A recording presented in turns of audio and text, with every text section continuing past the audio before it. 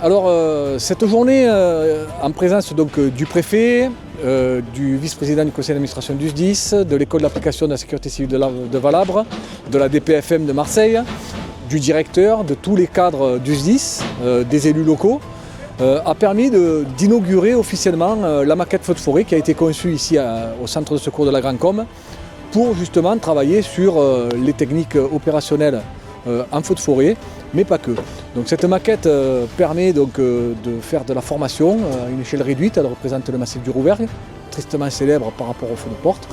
Et elle permet d'étudier le comportement du feu, les phases d'accélération, de décélération du feu, et de mettre en œuvre donc, le matériel nécessaire à l'extinction d'un feu. Donc on a pu le voir, on a mis du retardant qui a montré un petit peu son efficacité. Les situations à risque pour les sapeurs-pompiers, parce que la priorité quand même c'est de travailler pour la sécurité des intervenants. Donc ça permet d'appréhender les situations dangereuses et de ne pas les reproduire lorsqu'on a des feux en situation réelle. Donc ça a été aussi l'occasion, et ça le préfet y était très attaché, de prouver l'efficacité des obligations légales de débroussaillement, puisqu'on a fait une démonstration avec des maisons qui étaient débroussaillées et des maisons qui n'étaient pas débroussaillées.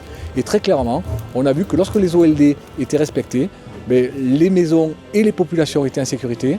Donc on pouvait confiner les gens dans leur maison.